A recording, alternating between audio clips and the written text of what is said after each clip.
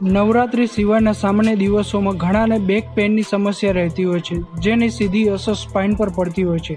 ત્યારે આ બેક પેઇનની સમસ્યામાંથી રાહત મેળવવા માટે પ્રાથમિક તબક્કે કેટલીક એક્સરસાઇઝ કરવી જરૂરી છે, જેમાંથી તમને બેક પેઇનના દુખાવામાં રાહત મળે છે.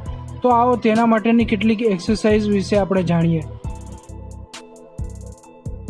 મારું નામ ખુશ્બુ પટેલ છે અને હું છેલ્લા 11 વર્ષથી યોગા ઇન્સ્ટ્રક્ટર તરીકે તાલીમ આપું છું.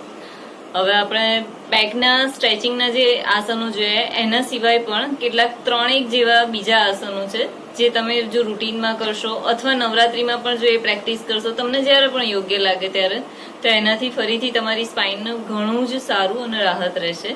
બેકની આ એક્સરસાઇઝ માટે સૌ પહેલા તો તમારે જમીન ઉપર આવી રીતે સૂઈ જવાનું છે. તમારી પાસે કોઈ પણ જૂનું અથવા તમે જમીન પર ના સૂઈ શકો, પણ જમીન પર સૂઈ જવું જ વધારે હિતાવહ છે. જમીન પર જૂની બેડશીટ કે કોઈ પણ વસ્તુ પાથરી અને આવી રીતે પેટ પર સૂઈ જવાનું છે. પછી ધીમેથી તમારા બંને હાથને કપાળની નીચે સેટ કરવાના છે. તમારા એક હાથની ઉપર બીજા હાથનો પંજો સેટ કરો અને માથાને આવી રીતે તમારા કપાળના હાથ પર સેટ કરો. તમારા માથાને સેટ કર્યા પછી તમારે તમારા પગની પોઝિશન લેવાની છે. તો તમારા બંને પગને તમારે અંગૂઠા પર રાખવાના છે અને બંને પગ આવી રીતે થોડો ગેપ કરવાનો છે. આ ગેપ ઓલમોસ્ટ તમારા શોલ્ડર જેટલો હોવો જોઈએ.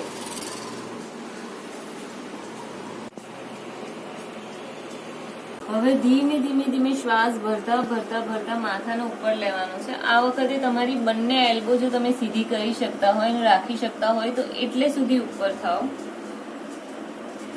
1 કે 2 સેકન્ડ માટે હોલ્ડ કરો અને પછી ધીમે ધીમે ધીમે ધીમે ધીમે શ્વાસ છોડતા છોડતા છોડતા છોડતા નીચે જાઓ. ફરીથી શ્વાસ ભરતા ભરતા ઉપર આવો અને પછી ધીમેથી શ્વાસ છોડતા છોડતા છોડતા છોડતા નીચે જાઓ.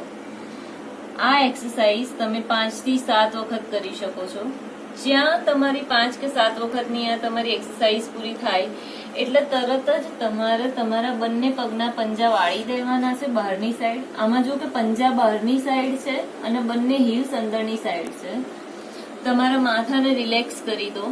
તમે ડાબી કે જમણી જે બાજુ તમને કમ્ફર્ટેબલ લાગતું હોય એ સાઈડ માથું રાખી શકો છો અને ધીમા અને ઊંડા શ્વાસ ભરો જ્યાં સુધી તમને કમ્ફર્ટેબલ લાગે ત્યાં સુધી.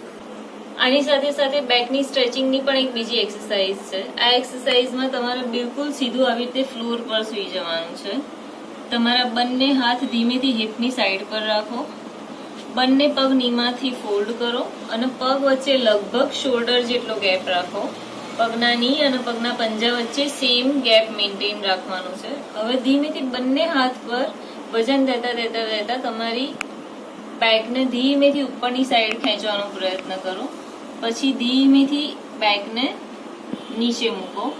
જુઓ કે તમારે બેકને એકદમ જર્ક સાથે કે ઝટકા સાથે જમીન પર નથી મૂકવાની. બેક જરા પણ પછડાવી ના જોઈએ.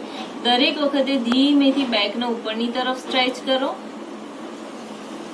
અને ધીમે ધીમે નીચેની તરફ લઈ જાઓ.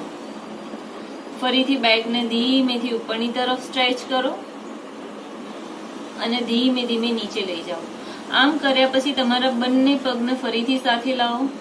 બંને પગને ધીમે ધીમે પેટ પર લઈ જાઓ અને એક હાથથી બીજા હાથથી બંને હાથને આવી રીતે રાખી અને પગના ઢીચણને પેટ પર વાળી, પગના પંજા ધીમેથી વાળી અને મેક્સિમમ જેટલું થાય એટલા પગના પેટ પર આવી રીતે દબાઈને રાખો. આ વખતે તમારી લોઅર સ્પાઇનમાં તમને એક સ્ટ્રેચ લાગશે અને તમને ઘણું જ રિલેક્સ પણ ફીલ થશે.